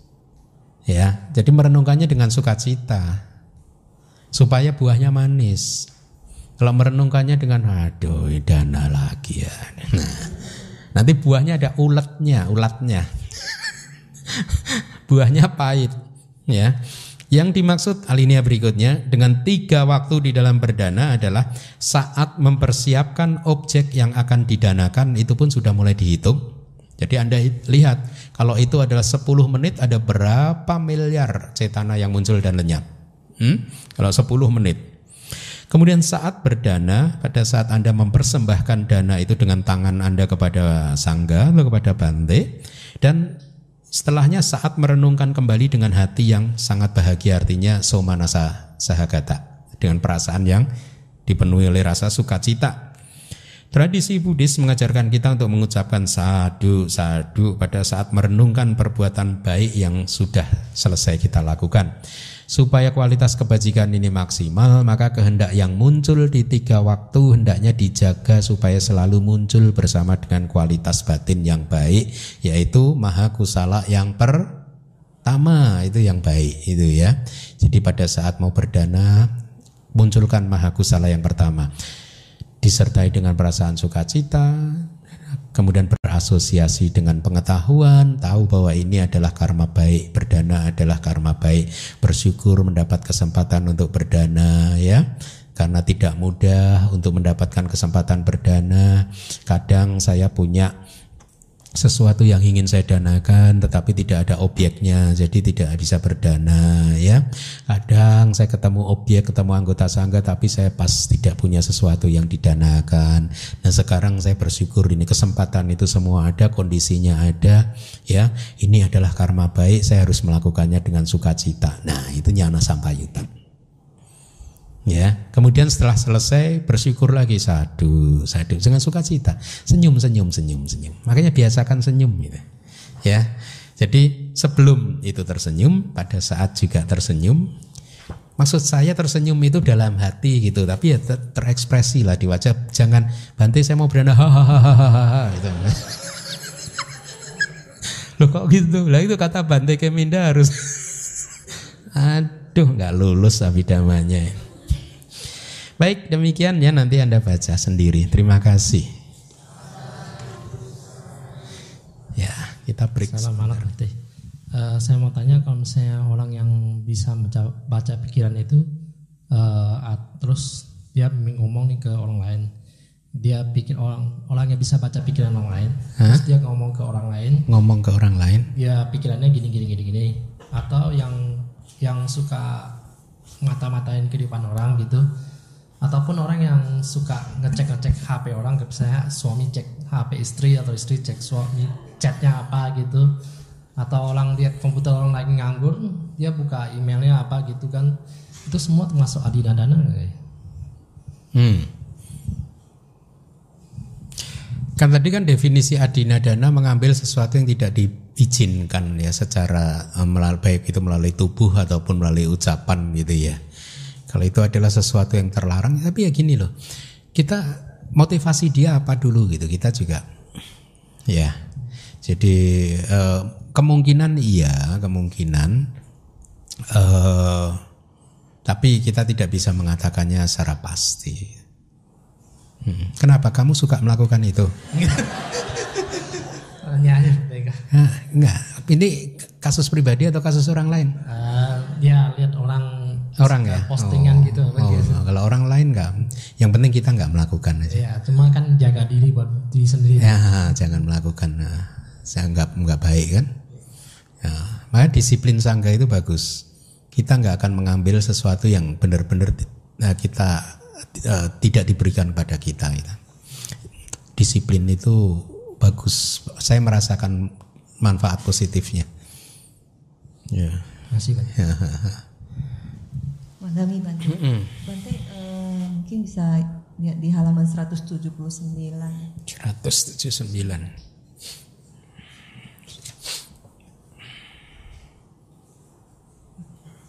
Apa? Ini yang tentang 3 kelompok diti tadi, misal diti. Oh, tadi ya. Sepertinya agak berbeda dengan penjelasan tadi ya Bante. Kalau di sini kan yang natika diti itu justru yang menolak sebab dan akibat. Jadi baik sebab maupun akibat. Tapi kalau yang ahetuka ya sebab, kemudian akhiria itu justru menolak bahwa ada kama baik dan kama buruk. Jadi justru menolak efek.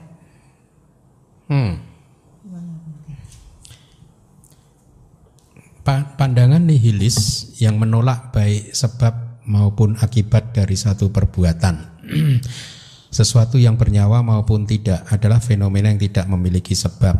Lebih jauh lagi, perbuatan apapun tidak akan menghasilkan akibat. Pandangan salah ini yang pertama akhiria, pandangan tentang tiadanya perbuatan yang menolak adanya kama baik dan kama buruk. Kama apapun baik yang muncul melalui pintu tubuh, pintu ucapan atau pintu pikiran tidak akan bisa membuahkan hasil. Tiada perbuatan. Ya, pandangan ini menolak adanya akibat. Bentar. Saya harus ngeceknya kemana?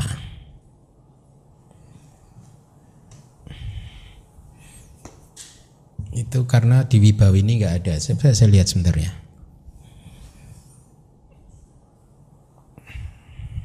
Tadi halaman berapa? 179. Berarti untuk sementara, maaf ya, saya harus berpegangan dulu pada buku ini, karena seingat saya buku ini saya sudah cek. Ya, jadi saya bacakan supaya ini kan direkam ya. Jadi akhiria didik adalah satu pandangan salah yang menolak baik itu menolak adanya akibat dari satu perbuatan. Ahetuka didik itu adalah satu pandangan salah yang menolak adanya sebab dari satu kejadian. Ini benar sih, menolak sebab. Yang tadi akhiria adalah menolak akibat. Natika didik ya, natika didik menolak sebab dan juga menolak akibat. Ya, seharusnya ini yang benar. Jadi kalau untuk posisinya hari ini yang benar. Nanti saya akan cek. Akhiria didik. Akhiria adanya perbuatan menolak adanya akibat perbuatan. Itu kak. Iya, ini harusnya ini benar nih. Tadi saya slip tadi, berarti salah tadi. Ini yang benar nih. Akiriya didik itu menolak adanya akibat, ahituka menolak adanya sebab, natika menolak dua-duanya, sebab dan akibat. Berarti direvisi halaman 179 ya. Silahkan dibaca di sana. Maaf ya. Ya. Oke, terima kasih Aling. Satu lagi Bante. Tadi Aling kurang jelas yang 4 macam kama buruk yang bisa dilakukan dengan 2 akar itu kan? Bukannya loba juga 2 akar, yang dosa juga. Oh enggak, maksudnya 2 akar di sini loba dan dosa. Tapi berarti ya dengan moha enggak disebut sih memang. Yang ditanyakan yang 4 sisanya tadi itu kan itu bisa dilakukan either dengan loba atau dengan dosa, itu yang dimaksud. Meskipun kita pahami kalau loba muncul ada moha. Ya. Jadi 2 akarnya loba atau dosa. Mohanya memang tidak disebut di sini sih. Ya, tapi kita pahami bahwa moha selalu terlibat di sana. Karena justru karena ada moha kita melakukan perbuatan. Moha itu kayak underlying factor. Faktor yang kayak tidak terlihat gitu. Yang mendorong kita untuk terus melakukan baik, itu karma baik atau karma buruk. Kalau sudah tidak ada moha udah nggak ada karma lagi kan? Gitu. Atau perlu diurai contohnya? Enggak. Perlu diuraikan contohnya. Yang 4. Udah paham ya? Udah ya. Oke. Terima kasih. Ya. Soalnya tadi yang delusinya itu kan tidak percaya sama kama ya, kalau nggak salah. Awija ya. Tidak memahami 4 kebenaran mulia. Bisa juga itu karena ya akhirnya tidak mempercayai karma juga. Itu bukan diti ya. Ya itu spesifik didik juga. Sama sih. Sama sih. Makasih Bang. Malam Bante. Bante, saya mau bertanya. Di halaman 234 kan dikatakan untuk syarat pembunuhan makhluk hidup itu harus 5 faktor terpenuhi. Kalau salah satu tidak terpenuhi berarti tidak bisa disebut pembunuhan walaupun makhluknya mati, misalnya begitu ya. Kalau makhluk, tidak bisa disebut. Tergantung ada pikiran untuk membunuh tidak. Jadi ini kejadiannya kebetulan saya. Kalau nyetir mobil misalkan, iya, ya itu Anda nggak membunuh, kan nggak ada pikiran membunuh. Iya, kebetulan kucingnya di depan saya gitu tadi. Jadi saya sempat, waduh, habis itu lega. Never mind. Tapi setelah lega, saya mikir lagi, di belakang saya klaksonnya kencang sekali. Siapa tahu di dalamnya anaknya kebentur atau mungkin ada yang terluka. Oh ya, itu kan bukan, Anda kan tidak mempunyai pikiran untuk mencelakakan anak itu juga kan. Jadi tidak perlu merasa bersalah, hanya ya lebih hati-hati lagi aja besok. Jadi kalau begitu sih nggak membunuh juga. Seandainya kalau sampai ini, kadang kan ya mungkin ya biasanya kan pertama menghindar tuh apa? Memang tidak boleh menabrak ya. Tapi dan ada satu lagi, kadang kan ada satu kepercayaan menabrak kucing itu katanya kan yang paling sial. Kalau di jadi siapa tadi yang bilang? Selama ini kan jadi pas tadi tuh wah deg-degan banget. Bebaskan diri kita dari tahayul seperti itu ya. Iya. Saya udah mengupas di Manggala Sutta atau di mana itu? Iya. Tadi memang setelah kejadian ini ya banyak pikir. Maksudnya tuh ya kayaknya ini udah pandangan saya yang ada. Ya. Saya sangat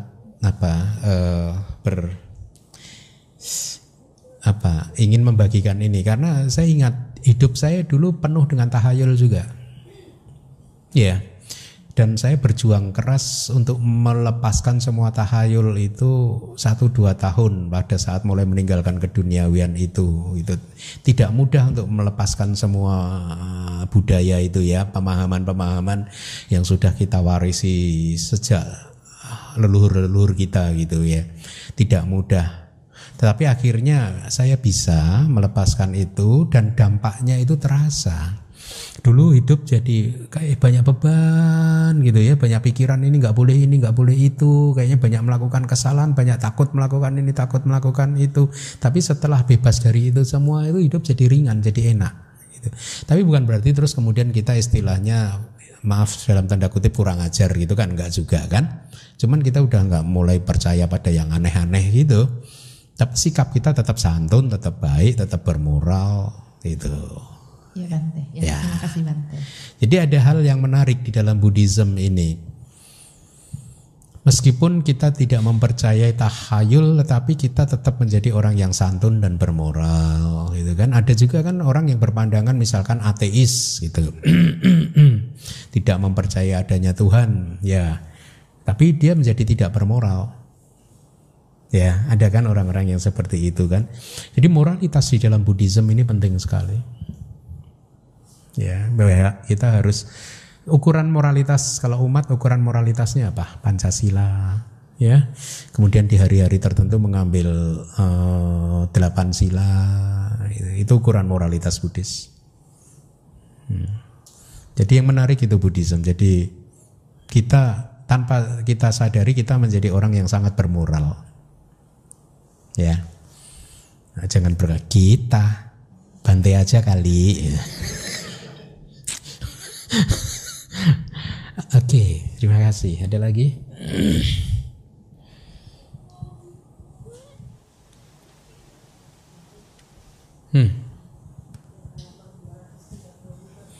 Dua, tiga, lima. Yang lain juga buka 2, 3, 5. Yang paragraf terakhir itu yang Kulumba Sutta yang menyatakan bahwa kekuatan gaib melalui mantra adalah kekuatan yang muncul di pintu batin, tetapi sesungguhnya kekuatan gaib tersebut dihasilkan melalui pintu ucapan ya, mantra ya. Tapi tetap kama tubuh. Ini sebentar, saya harus dibaca dari atas dulu. Dalam hal ini seorang pertama, iya sih, kalau pembunuhan itu tetap karma tubuh, meskipun melalui kesaktian itu kan itu hasil pengolahan batin, ya, tetapi tetap aja dianggap itu melalui tubuh atau dengan menggunakan mantra atau karma ucapan, ya, tapi tetap saja itu adalah karma tubuh. Jadi berarti pembunuhan hanya bisa dilakukan dengan karma tubuh, cuman bisa biasanya melalui karma tubuh. Karma tubuh, pintu tubuh beda ya? Sama sih. Kama tubuh itu adalah kama yang melalui pintu tubuh. Iya, tapi tadi kan ada yang misalnya yang menyuruh, itu kan berarti melakukan kama tubuh melalui pintu ucapan. Ya, berarti beda tuh ya, berarti perbuatan tubuh tapi melalui pintu ucapan. Enggak, begini, konteksnya begini. Yang disebut pembunuhan, kemudian adinadana dan kamesumi cacara itu adalah kama buruk melalui tubuh, melalui pintu tubuh. Tapi kan ada kalimat biasanya, ya, itu artinya karma-karma tadi itu bisa dilakukan melalui pintu yang lain. Ya, tetapi walaupun melalui pintu yang lain tetap saja itu disebut kama tubuh. Klasifikasi karmanya tetap saja itu adalah kama tubuh. Ya, meskipun bisa melalui pintu yang lain. Misalkan apa lagi? Ya, tadi pembunuhan melalui kesaktian. Bisa, itu sebenarnya kan olah batin, tapi tetap saja dikatakan itu sebagai kama tubuh. Atau mantra melalui pintu ucapan, tapi tetap saja itu adalah karma tubuh. Terima kasih Bante. Demikian pula pengertian yang lain kama ucapan dan kama mental. Kama ucapan, ya. Makanya tadi saya tekankan kata biasanya ada. Sama sih, merujuk pada hal yang pengertiannya sama sih. Kama tubuh itu adalah kama yang dilakukan melalui pintu tubuh, meskipun bisa dilakukan melalui pintu ucapan atau pintu pikiran gitu. Malam Bante. Ya. Saya mau tanya, kalau seandainya raja kan memerintahkan penjaga untuk membunuh, apakah efek karma yang efek karmanya sama antara raja dengan pembunuhnya? Apakah efek karmanya sama?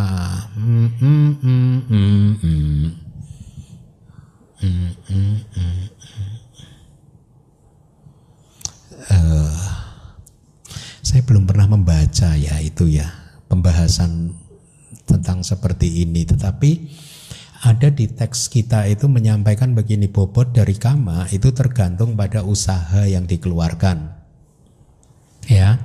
Kemudian tergantung juga pada objeknya, ya, objeknya. Jadi katakanlah, ibaratnya contoh membunuh gajah dan membunuh semut itu bobot karma buruknya beda, karena gajah lebih besar kan, jadi membutuhkan usaha yang lebih kuat lagi sehingga karmanya lebih buruk karena wirianya lebih kuat sehingga cetananya juga harus lebih kedorong juga dengan wirianya. Atau kalau seseorang membunuh orang yang tingkat moralitasnya tinggi gitu, itu bobot karmanya lebih berat daripada membunuh yang moralitasnya rendah gitu.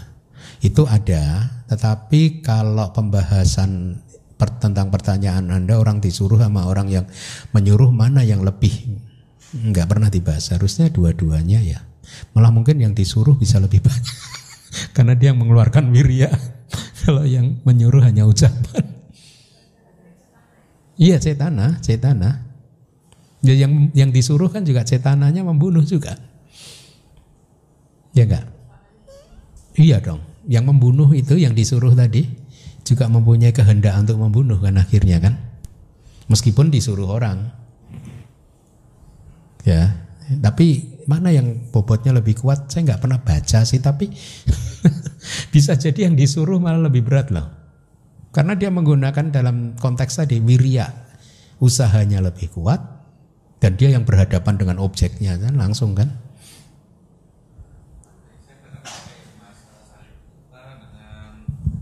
Siapa yang Algojo itu dibilang dia tidak begitu bersalah dibanding rajanya gitu.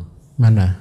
Yang ada, cuma saya nggak ngerti kata-katanya gitu, tapi dibilang yang ada di buku anak-anak tuh buku Sati, dibilang dia tuh melakukan pembunuhan bukan karena kemauan dia tapi disuruh raja gitu. Jadi tapi tetap aja kan karma buruk kan tambah datika. Karma buruk, tapi tidak sebesar yang menyuruh. Menyuruh katanya. Ada di tambah datika?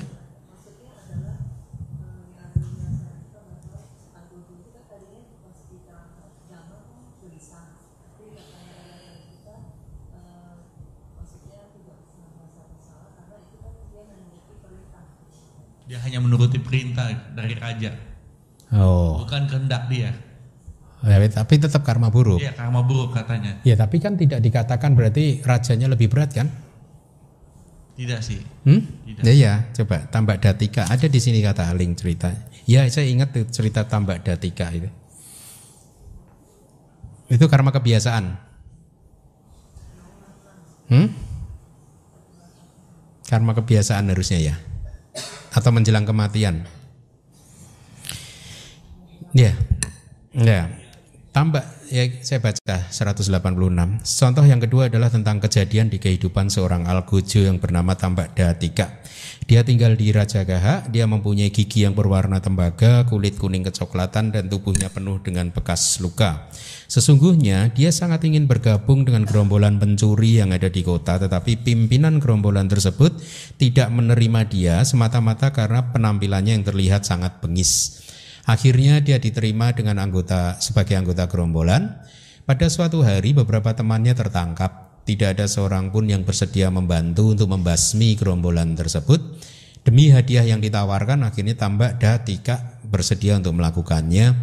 Dia akhirnya membantai semua teman-temannya sendiri. Atas jasanya tersebut kemudian dia diberi posisi sebagai Algojo kerajaan yang dijalaninya selama 55 tahun lamanya. Di usia senja dia tidak mampu lagi untuk memenggal kepala seorang laki-laki hanya dengan satu ayunan, ya, karena usianya sudah tua. Untuk itu seorang algojo baru yang masih muda ditunjuk untuk menggantikannya. Akibatnya dia pun mulai hidup kekurangan. Segala fasilitas yang selama 55 tahun terakhir dinikmatinya pun sirna. Pada hari di mana dia harus meninggalkan tempat kerjanya, dia memerintahkan seseorang untuk memasak bubur. Dia pun kemudian mandi dan bersantai di halaman. Ketika hendak makan, tiba-tiba Yang Arya Sariputa didorong oleh rasa belas kasih kepada Tambak Datika muncul di depan pintu. Tambak Datika mengundang beliau masuk, berdana bubur dan melayaninya dengan penuh keramahan. Ketika Yang Arya Sariputa menyampaikan Anumodana Katha, Tambak Datika, itu artinya ceramah untuk berterima kasih, ya, mengapresiasi gitu.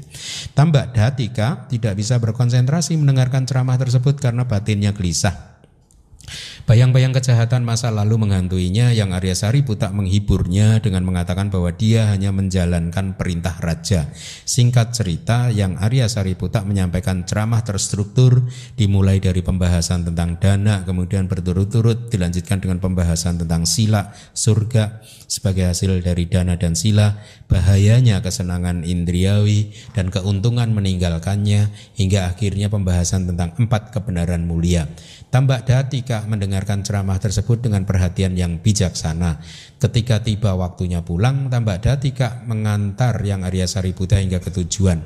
Akan tetapi ketika sedang berjalan kembali ke rumah, Tambak Datika terseruduk sapi hingga meninggal dunia. Beruntung sekali di detik-detik akhir menjelang kematiannya, dia merenungkan kama baik yang baru saja dilakukannya, yaitu mempersembahkan bubur dan mendengarkan dhamma dari Yang Arya Sariputa.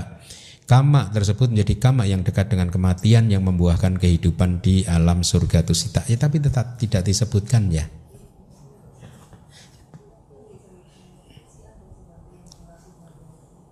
Cula Subada.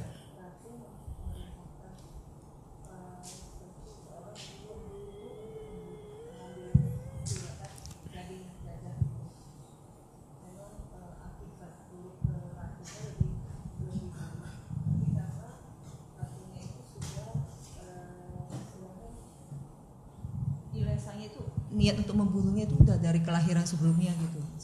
Iya, jadi poinnya kalau menurut saya mungkin tidak bisa dijadikan patokan bahwa yang menyuruh pasti itu lebih berat daripada yang disuruh, tidak bisa sih. Ya, kan kalau contoh yang diberikan Aling itu kan ratunya ternyata mempunyai dendam yang sudah kuat sekali gitu. Jadi ya itu memang jadi faktor kan. Tadi kan saya sebutkan 2 faktor, energinya, ya, jadi cetananya jadi kayak apa, dendamnya benar-benar enggak gitu, dan objeknya gitu. Saya belum pernah mendengar sih mana yang lebih, belum pernah membaca sih mana yang lebih buruk, yang menyuruh atau yang disuruh gitu. Ya, dua-duanya sih. Kalau kasusnya sama-sama start from zero gitu istilahnya, yang nggak ada dendam masa lalu, bisa jadi yang mengeksekusi itu yang lebih berat loh. Logikanya loh, kalau menurut saya ya, itu pendapat saya pribadi.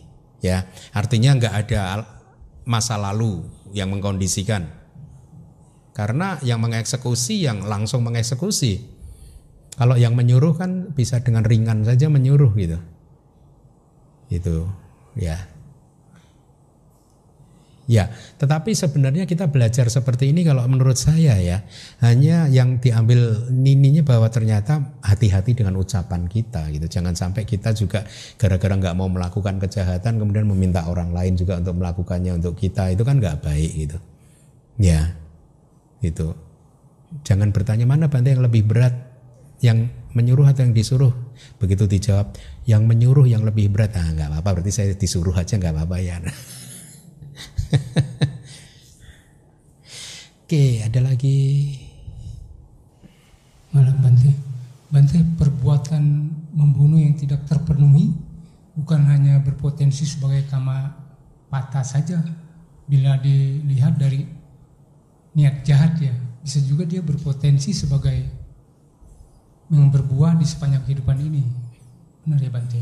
Kalau tidak menjadi kama pata, tidak menjadi jalan kama, maka dia tidak punya potensi untuk menghasilkan patik sandi.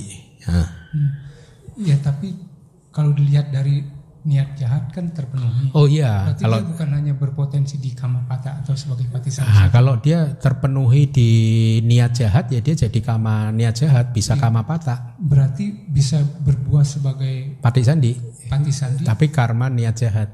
Ya, dan juga bisa berbuah di sepanjang kehidupan ini ya. Misalkan usaha membunuh yang tidak terpenuhi tersebut. Kan kita kan harus menganalisanya itu. Nah, ini yang membedakan seseorang yang memahami Abhidhamma dan tidak memahami Abhidhamma. Makanya di kelas hari Minggu saya katakan, seseorang yang memahami Abhidhamma, dia logikanya tanpa dia sadari sudah terbentuk untuk bisa menganalisa sesuatu itu dalam durasi yang sangat singkat. Detik per detik katakanlah begitu. Kalau yang nggak paham Abhidhamma, kalau bicara, oh berarti dia karma membunuh tidak terpenuhi faktornya, tapi dia terpenuhi di faktor karma niat jahat. Itu dianggapnya hanya satu kama saja kan, satu cetana, satu benih saja. Tapi kalau kita belajar Abhidhamma, oh iya tadi 5 menit sebelumnya dia berusaha membunuh, itu sudah menjadi kama membunuh yang tidak terpenuhi faktornya kan, ya, dan dibunuh tidak berhasil. Ya, jadi dia melakukan kama pembunuhan yang bukan jalan kama pembunuhan, tetapi dia melakukan kama niat jahat yang merupakan jalan kama. Ya, itu detik per detik hitungannya kan. Berarti beda ya Pak? Iya beda. Jadi kita harus menganalisanya detik per detik. Makanya di Abhidhamma Med Isi dulu kan saya beri contoh yang dijadikan sandiwara dulu di perayaan Katina itu tentang seorang suami yang naik gajinya itu kan. Ya, kalau orang yang nggak paham Abhidhamma akan berpikir beda sama seseorang yang paham Abhidhamma.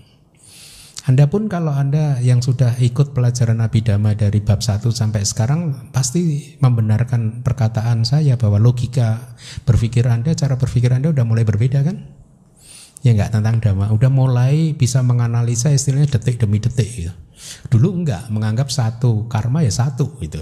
Sekarang udah enggak. Gitu. Sama-sama. Ya. Mungkin